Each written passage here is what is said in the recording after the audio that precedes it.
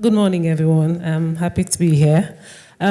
So time is fast spent, so I'll quickly introduce the members of the panel, and I'll be calling them in no particular order. We have a special guest, an invited panelist, Ehis Uzenabor. Let me just give a quick profile about Ehis. He's the MD of Shell Nigeria Closed Pension Fund Administrator. He has over 20 years experience in the financial markets. He was previously the Chief Investment Officer at the same organization. And he's a thought leader. He serves on the technical committee of the Pension Fund Association, where he engages with regulators and provide guidance on policy direction. So, Ehis, please welcome. Thank you for joining us today. We also have a lady on the panel, Adedoyin Allen. She's a financial services professional with over 15 years experience in the Nigerian capital market. So we'll be taking a lot of knowledge from that. She's an associate member of the Chartered Institute of Stockbrokers and Chartered Institute of Securities Investment UK. She's an authorized dealer of the NGX, and she's currently the Chief Growth Officer at FSDH Capital Limited. And welcome, Doyin. Thank you. Finally, last but not the least, we have Mr. Femi Oshunobi, who is an investment analyst with over a decade experience in asset and fund management. He's a chartered accountant, a certified treasury dealer, and currently one of our portfolio managers with FSDH Asset Management Limited. So we'll be gaining a lot of insights from him as well. Thank you.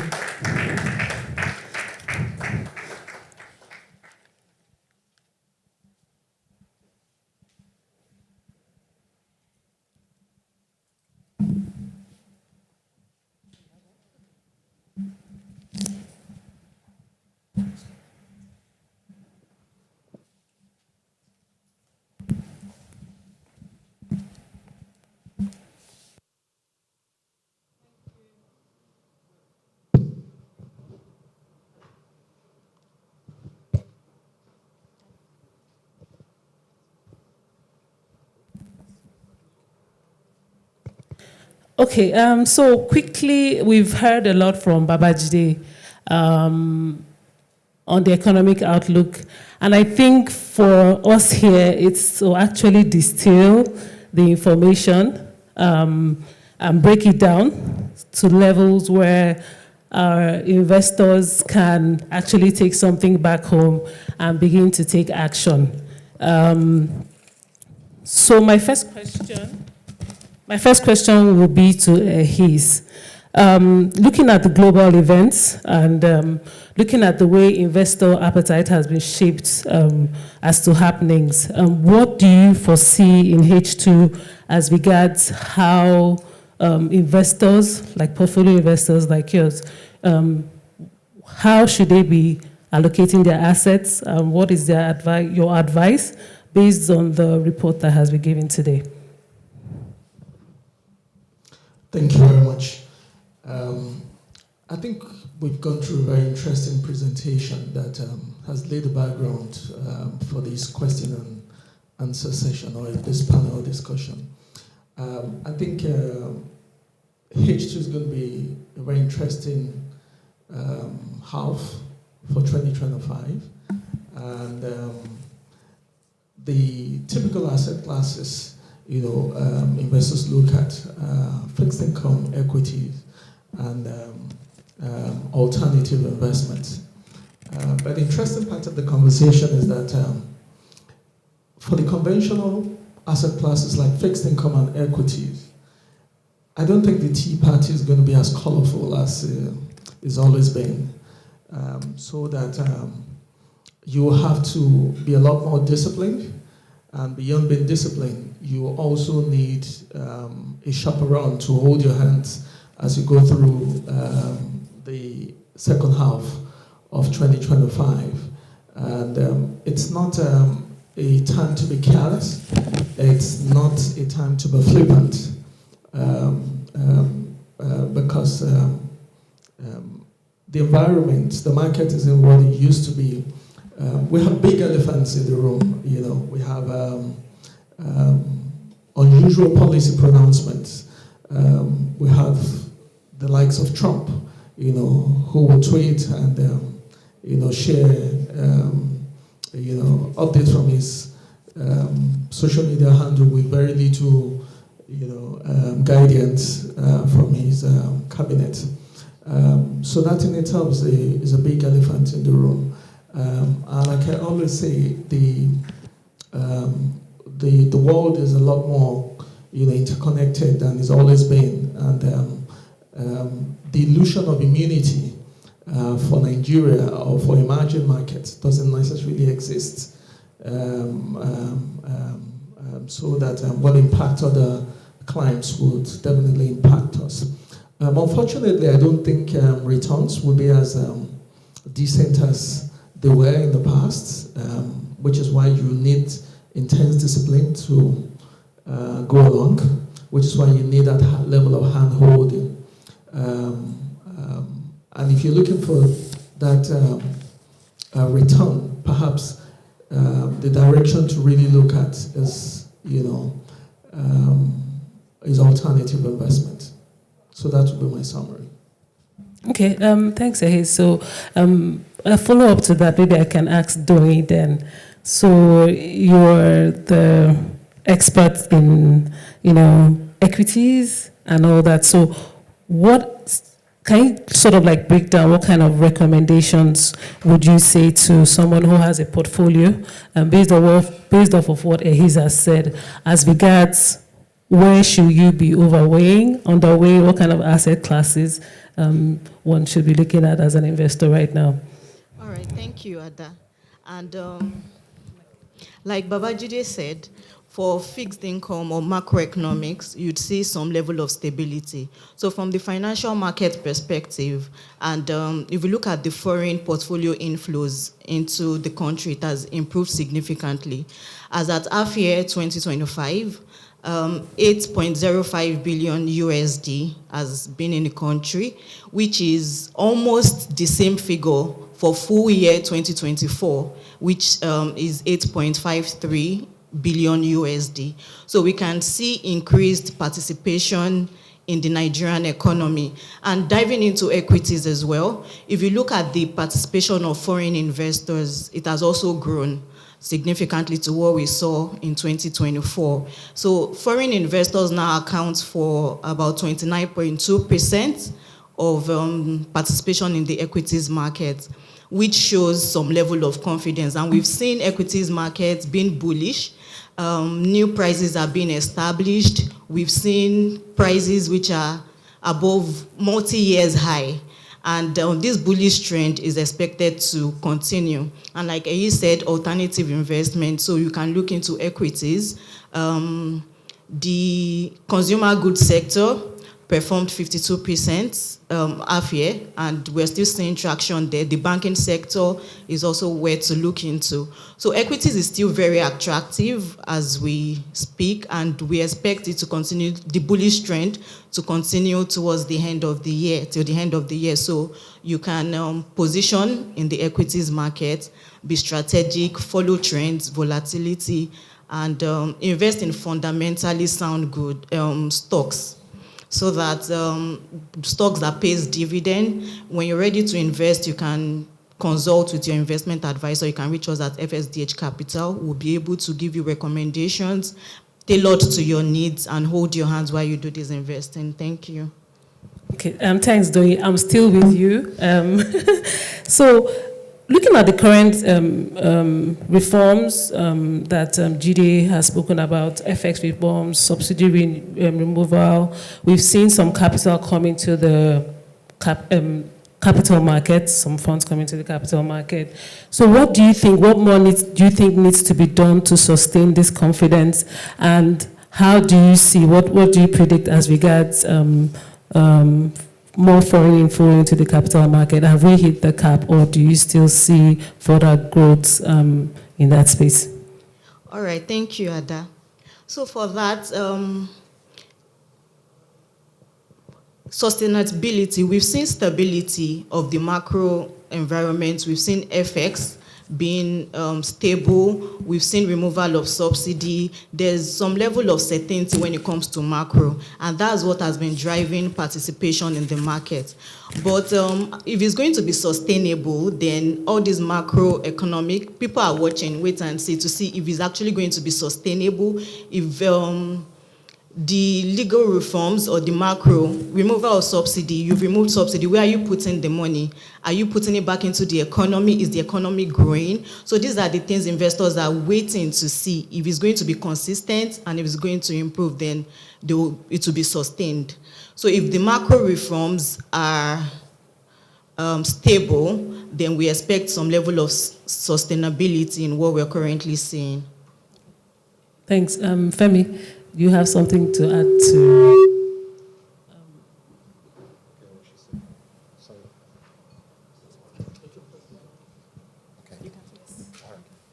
Okay, thank you very much. And I think they've really spoken so well in terms of where the, the investment asset classes are moving towards, especially that term of fixed income. We agree that the direction is downward, given what we have actually seen. And I think we've seen that in H1 very well. And that has actually, also impacted the positive momentum that we've seen in the equities market. I think we should have more of a sustainable, positive momentum in the equities market amid FX stability, right? And the fact that the CPI, it's just been rebased, right? And most of the prices that, or the what's it called now? The commodities, something like the product, like PMS, that we see that can, stimulate inflation pressure, has been factored into the index that will be referenced, because the reference index is 2024. So the pace at which inflation will, move up will be very slow, and that's what we have seen in the inflation figure from 24 levels, now coming down to about 22.97. I think the recent figure that we have seen.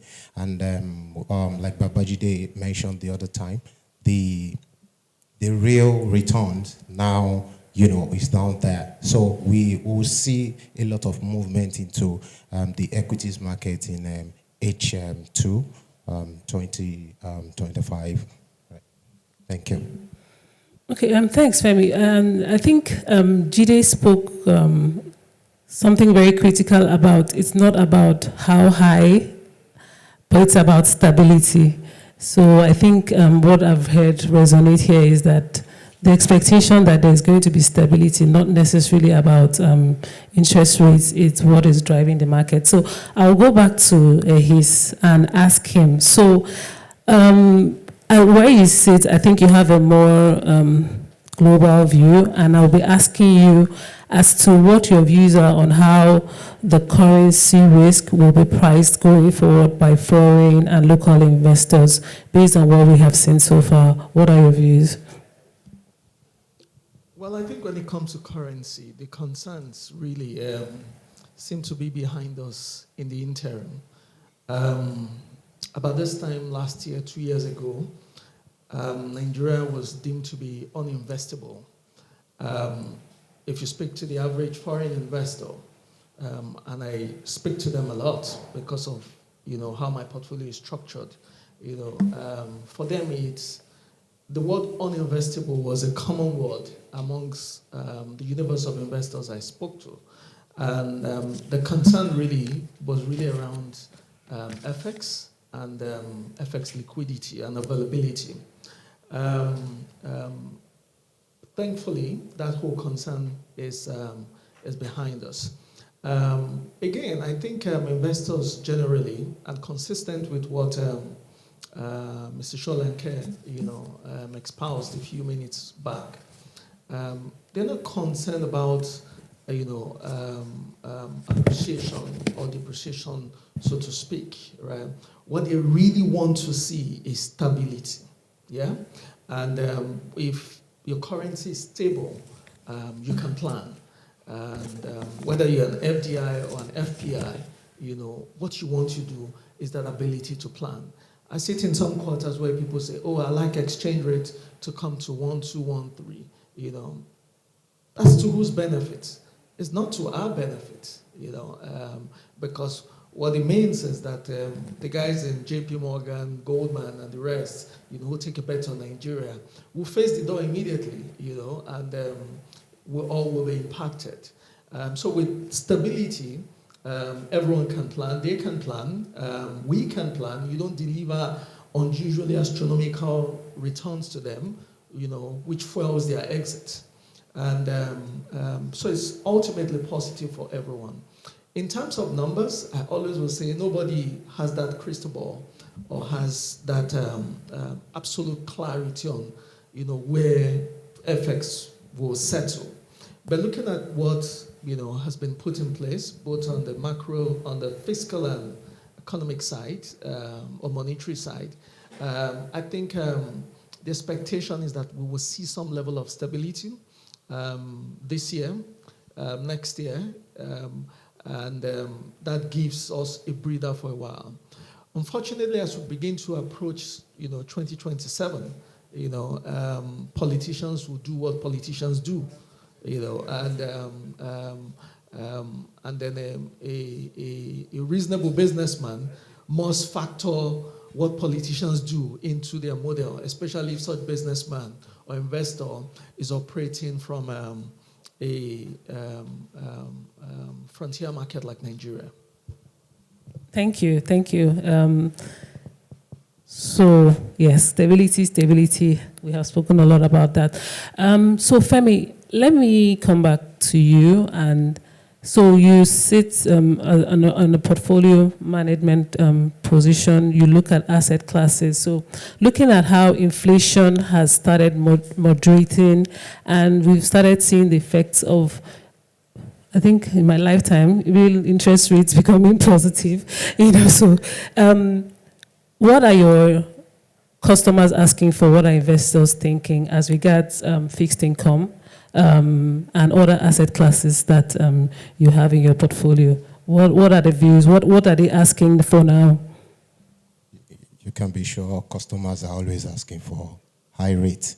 Why they want to keep their capital preserved at the same time. So we've been finding a way to actually balance that, and I think we've been doing so well in that regard. We have our fund in the market. The money market account is there, doing very well. And, the growth we have seen in terms of our AUM has actually been that of a great one. So to quickly come back to your question, you see, the fact is you have to balance customers' investors' expectation in a way. Because in 2024, we all enjoyed that high rate when everything appears not to be stable. But what I like about what the CBN and the Monetary Policy Committee has actually done, the monetary aspect of the economy, is that they've been able to buy time for the fiscal aspect of the economy. So rate was actually high. We saw our T-bills, the yield going at 28, 29, and we saw the FPI guys, they came in, and that actually really helped deliver good returns to our investors and our subscribers. So, but going forward is becoming a little difficult because rate is fast declining now. The T-bills rates on T-bills that you see at 28 now is currently going for 20-21%, and investors are asking, why is it coming down? You want to reprice your liability. They are telling you, you gave me like high rates the other time. Why is it coming down now? So we are trying to actually balance that. One of those things we are doing is to throw our assets long in time when you see that rate is going to come down, and quickly reprice your liability. You know, those are the things that we are trying to do. Then we are trying to also look at for one of our funds, which is Balance Fund, that has actually returned very good yield. Investors are looking into that because it has the different variant of asset classes. We have equities there, and we play very well in that space. Most particularly, we've actually been able to look at the equity space and identify in a way of cherry picking some good stocks that we've put in that our portfolio, which has actually now yielded a whole lot. So I think balancing it is one thing we actually try to do, and we actually try to make sure that capital preservation, is always our watchword. Whatever we do, we make sure that you don't lose that your hard-earned money that you have entrusted us with. So I think those are things we are doing to investors. Thank you. So Femi has given investors the expo: go long, stay cautious, and look at some good stocks. Yeah, thanks. But there's one area we haven't touched on, and I'll go back to doing the debt capital market. So we've seen a lot of companies that have stayed away from the market, and they're beginning to come back, to raise CPs and things like that. Maybe you can speak a bit to that. What are the opportunities for investors in that space, and also for companies that are looking to come to the market? All right, thank you, Ada. So for the debt market, commercial paper, because of the high cost of raising money from probably the banking sector, most corporate prefers to raise funds from investors, individuals, because it's easier and is regulated, and it's cheaper for them compared to the stress they'll go to if they're getting loans from bank. And considering the interest rate environment, like we've been seeing decline, so it's also lower cost for them to come to the market. And we've seen rise in commercial paper. For those that don't know, commercial paper is similar to treasury bills, is a way of corporate entities, blue chip companies coming to the market to raise funds. And it's usually at a premium to treasury bills because of the perceived risk elements, because you're lending to an institution as against the company. So we've seen a whole lot of corporates coming into the commercial paper space to raise funds at attractive rates, which is higher than treasury bills market. For investors, it's a positive thing, because most of them have gone through due diligence, and like I said, they are regulated, they are listed of FMDQ, so the risk there is actually not so high, and you're preserving your capital, and you're getting something higher than what you typically get from treasury bills. So in the spirit of balancing your portfolio, you have equities in your portfolio, you have some treasury bills, and like he has said, sorry, I missed it, Femi has said, you should go long. So it's advisable to mix your portfolio. You have equities, you have some treasury bills, you have some commercial paper as well in your portfolio to maximize return. Okay. So thank you. So I think this sort of tells people that this is a good time to be in Nigeria. So as a parting shot, I would like everyone, each one of you, starting with Ehis. So global rates are peaking, and idea of US Fed hiking rates is muted. So our expectation that money is coming, and money will continue to come. So what does that? What as a parting shot? how does that, is that true for you? Is that what you're expecting? And what does that mean for your portfolio? What do you mean by money is coming? I don't understand.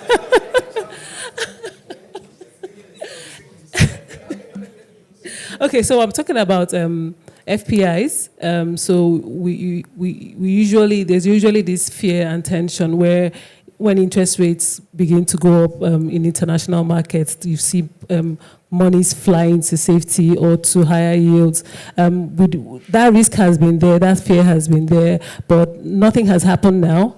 And I think the view is that interest rates globally will still remain muted, and that has a positive connotation for us in Nigeria, because those monies that are here are likely to still stay. So is that your view? And or do you still expect that even more monies will be coming into the country in the near future, based on what we have seen?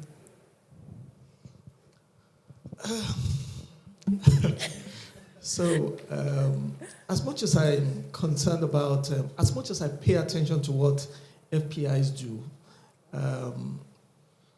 it's not the only compass I use when I decide, how I want to prepare for, to take investment decisions. I'm not exactly certain that I am very clear about, where that question was going. But if you want a parting shot, I'll give you a parting shot. I think the first thing to say is that it's a time to be more resilient, yeah, and not just be exuberant, yeah, especially because it's a truly connected world.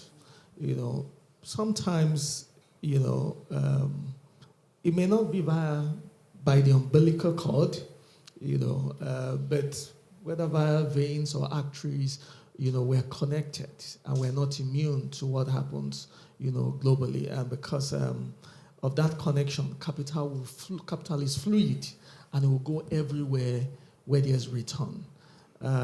If return is here, capital will come here. If return is elsewhere, capital will go elsewhere. So we have to be more resilient. We have to position ourselves properly. It's not the time for us to be exuberant, both from a portfolio manager's perspective and from a policymaker's perspective.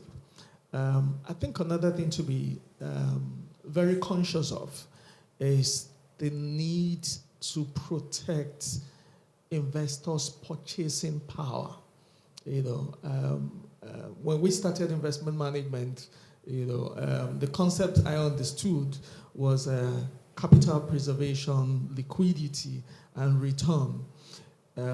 When inflation, who's the Armageddon, emerged and showed us, how inflation behaves, it became clear that if you're not protecting investors' purchasing power, you're not a fiduciary, or your fiduciary, status must be called to question. So it's something to take a look at and look at very critically. I've seen yields, rise astronomically in the last, few months, or maybe more than few months. But the real concern is, are we delivering real returns? In the absence of real returns, we're not doing anything. We're destroying purchasing power, so that as fund managers, as money managers, as fiduciaries, you must build that discipline. What worked in the past will not work today, right? And that discipline must exist to actually deliver that real return. So you must create facts for investors to cover their bonds. Thanks, Ehis, for bringing me back to earth. Okay. Yeah, that's very good. Doing this. Okay. So, like Ehis said, inflation rates is rising. People are looking for high yield. And if you want something that is similar or that can mimic inflation rate. The best place to get it is the equities market. If you look at the return for half year, the equities market has returned 16.6% just half year. So if you analyze it, you see where it is. So don't wait till the bus moves. You can still catch the bus. When yields are declining, you see foreign investors' participation. Even retail and institutional investors have repositioned themselves. They are back in the equities market. And like I said earlier, the bullish trend is expected to continue. So this is the right time to position yourself and wait for opportunities. Thank you. I think, given that the need to protect investors' money is my job, and I think Elise, you actually directed that to me. I think, and we are actually doing that. Like I mentioned, maybe I should just give you this. Our balance fund return was about 65%, annualized, and 30% year to date. So to preserve investors' capital, deliver positive real returns, we are actually doing that. So, but what I just want to put across there is that H2 2025 is here, and it's just starting, and we are watching, we are tracking. I think one of those things that we are actually looking at is how the monetary side is playing out things. And I love the part that the market has been segmented. OMO market, we all know, is for FPIs in the banks. And we see rate at that level and what rate is doing in the T-bills space. I think for carry trade purpose, OMO market is likely to still be high. We need to defend our currency, and that we are actually tracking and making sure that we position, in the way that we deliver, I go back again, the positive real returns to our investors. Thank you. Thank you, everyone. Thank you. Thank you so much. So we say, while we're optimistic, stay cautious. Speak to smart investors, investment managers. Thank you, everyone. Thank you, panel. Thank you, everyone.